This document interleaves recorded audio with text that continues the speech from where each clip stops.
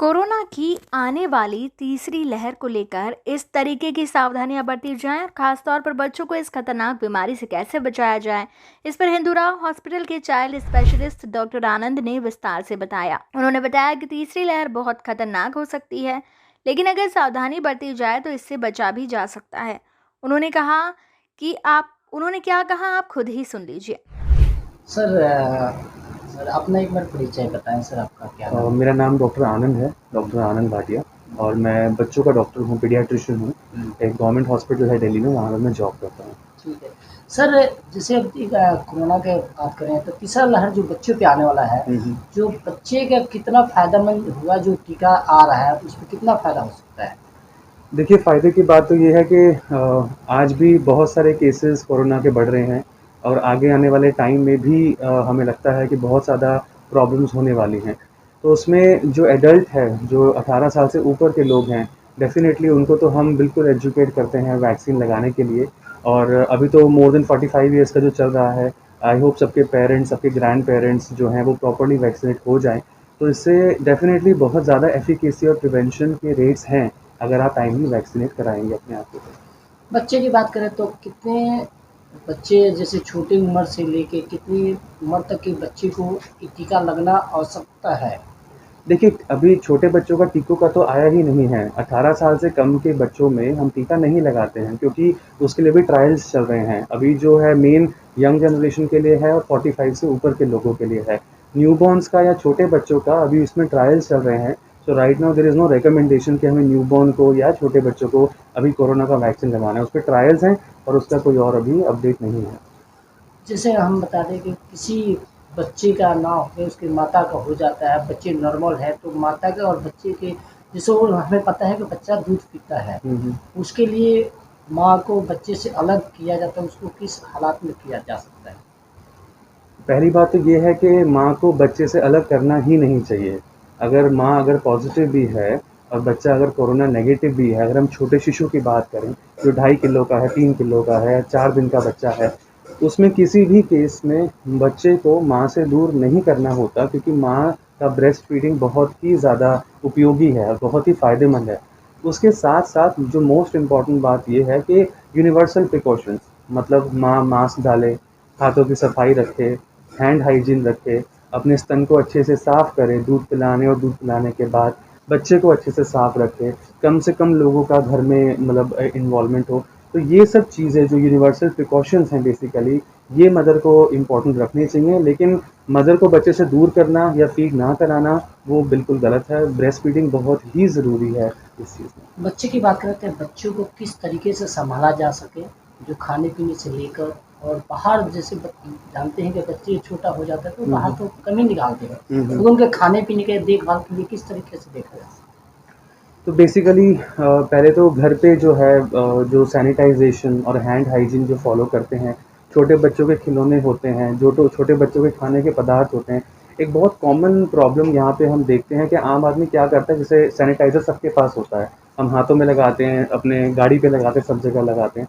आजकल कई पेरेंट्स या कई लोग क्या कर रहे हैं कि हैंड सैनिटाइज़र को खाने के ऊपर भी छिड़क रहे हैं, छोटे बच्चों के खाने के ऊपर भी छिड़क रहे हैं, ये सोच के कि ये अच्छा है, इससे कोरोना मर जाएगा अगर हम खाने पे छिड़केंगे। तो छोटे बच्चों के मद्देनज़र रखते हुए बच्चों के खाने के ऊपर कभी भी सैनिटाइज़र या हैंड हाइजीन कोई ना छिड़कें, वो कहीं भी रिकमेंडेड नहीं है। उसमें केमिकल्स होते हैं। हाथों पे आप सैनिटाइज़ करें, हाथों को सूखने का इंतज़ार करें और फिर आप खाना जो भी है खाएँ, पर बच्चों के खानों के ऊपर कोई ऐसी चीज़ छिड़का ना करें, क्योंकि ये बहुत कॉमन प्रॉब्लम है। मैंने खुद पेशेंट में देखा है, हमारे सामने बच्चों के खाने पे ऐसे छिड़का जाता है, जो बहुत ही डेंजरस है।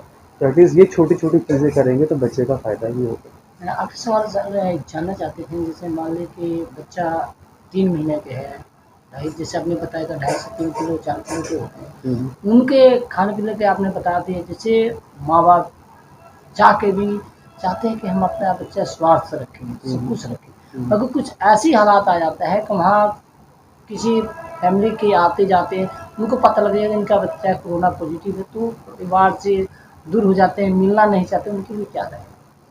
उनके लिए यही है कि देखिए, सोशल डिस्टेंसिंग अपनी जगह ज़रूरी है, पर एक इंसान को बिल्कुल ही अलग कर देना वो गलत है, क्योंकि यहाँ पे मेंटल मोराल का बहुत इम्पोर्टेंस है।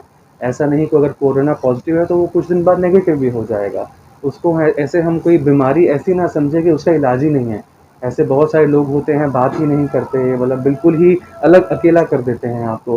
तो उनको तो यही मैसेज है कि ऐसी चीज़ ना करें, सहयोग दें, उनके वीडियो कॉल पे, ऑडियो कॉल पे उनसे बात करें, उनको कुछ ज़रूरत हो तो ज़रूरत उनकी पूरी करें। पर बिल्कुल ही छोड़ देना या उनको एक छुआ-छूत की बीमारी करके के बिल्कुल अलग ही कर देना, वो गलत है, क्योंकि लोग फिर डिप्रेशन के भी शिकार होते हैं, अकेलापन भी होता है। उन्हें लगता है कि उनको कोरोना हो गया तो बहुत कुछ हो गया, तो वो चीज़ नहीं होनी चाहिए। अधिकतर देखा जाता है कि आज के डेट में जैसे किसी बच्चे का माता-पिता हैं और बच्चे को कोरोना हो जाता है, माता-पिता बच्चे को उस तरीके के बोलते हैं कि बेटा कोरोना हो गया, तो उस हालात में बच्चे को किस तरह से कंट्रोल कीजिए? क्योंकि बच्चे का जैसे ही बताता है बच्चा वो सदमे में आ जाता है। बिल्कुल। सो उसमें वही है, जो छोटी-मोटी चीज़ें हैं, बच्चा बिल्कुल बाहर ना जाए, बच्चे को ना आप बच्चे का माइंड डाइवर्ट कर दें। घर में अच्छे-अच्छे खेलने की चीज़ें, इंडोर जो प्लेइंग एक्टिविटीज़ होती हैं, बच्चों को थोड़ा उसमें प्रोत्साहित करें। हर बच्चे को ठीक करने के या उसको मॉनिटर करने के तरीके होते हैं। एक पेरेंट्स होते हैं जो डाँट के बोलते हैं कि बाहर नहीं जाना तुमको, और एक होते हैं कि घर में ही सारी सुविधाएँ उपलब्ध कर देते हैं, चाहे छोटी-मोटी गेम्स हो गई या कोई ऐसी चीज़ होगी कि बच्चे को बाहर ही ना जाना पड़े। तो ऐसी छोटी-मोटी चीज़ें, और जैसे कि हम सब जानते ही हैं, सोशल डिस्टेंसिंग, मास्क पहनना, हैंड हाइजीन को फ़ॉलो करना, खाना खाने से पहले, खाना खाने के बाद, अगर बच्चा खाँसता भी है, एक बहुत इम्पोर्टेंट यहाँ चीज़ आती है कि बच्चों को सिखाना भी होता है। अगर मान लो कोई खाँसता है, तो हम हाथ पे खाँसते हैं, पर नॉर्मली हमें ऐसे खाँसना चाहिए, जैसे हम हाथ छी ऐसे खाँसना चाहिए। तो ये छोटी-छोटी सी हैबिट्स होती हैं, अगर पेरेंट्स बच्चों को शुरू से ही ये हैबिट्स दिला दें, उनको एक पॉज़िटिव रीइन्फोर्समेंट करें, तो बच्चे का बहुत फ़ायदा होगा और वो बच्चा अपने आगे आने वाले दोस्तों को भी आगे सिखाएगा। जनता को क्या कहना चाहते हैं? जनता को यही कहना चाहते हैं कि हर चीज़ का इलाज है। अगर समय के साथ, अगर समझदारी से अगर चीज़ों को मैनेज किया जाएगा, तो हो जाएगा सब कुछ ठीक। बस हैंड हाइजीन को फ़ॉलो रखें, सोशल डिस्टेंसिंग रखें, मास्क बहुत ज़रूरी है पहनें। इवन मास्क भी जो इलास्टिक वाला मास्क होता है उसको यूज़ करें, जो बाँधने वाला होता है उसको यूज़ ना करें, क्योंकि उसमें कभी-कभी मास्क ऊपर-नीचे हो जाता है। पल्स ऑक्सीमीटर मोस्ट इम्पोर्टेंट जो बात है कि हर हर पेरेंट को, हर लोगों को पल्स ऑक्सीमीटर होना चाहिए, क्योंकि उनको बताया जाता है कि मोर देन 94% अगर होता है तो वो नॉर्मल होता है। अगर पल्स ऑक्सीमीटर पे आपका सैचुरेशन 94 से कम आता है, तो उसमें आपको नज़दीकी डॉक्टर से या फ़ोन पे या उनसे बात करना चाहिए। और छोटे-मोटे सिम्पटम, खाँसी, साँस तेज़ी से लेना, ये चीज़ों के बारे में पता होना चाहिए उसे। राजधानी दिल्ली सहित पूरा भारत आने वाली कोरोना की तीसरी लहर को लेकर भयभीत है। बताया जा रहा है कि कोविड-19 तीसरी लहर का सबसे ज़्यादा असर छोटे बच्चों पर पड़ेगा। बच्चों को कोविड-19 से किस तरीके से बचाया जाए और क्या सावधानियां बरती जाएं, इसके बारे में हिंदूराव हॉस्पिटल के चाइल्ड स्पेशलिस्ट डॉक्टर आनंद से बातचीत की। उन्होंने बताया कि कोविड-19 की तीसरी लहर बेहद खतरनाक होने वाली है, लेकिन अगर बच्चों को खाने पीने पर विशेष ध्यान रखा जाए और बच्चों को कम से कम घर से बाहर निकलने दिया जाए तो इस लहर से बच्चों को बचाया जा सकता है।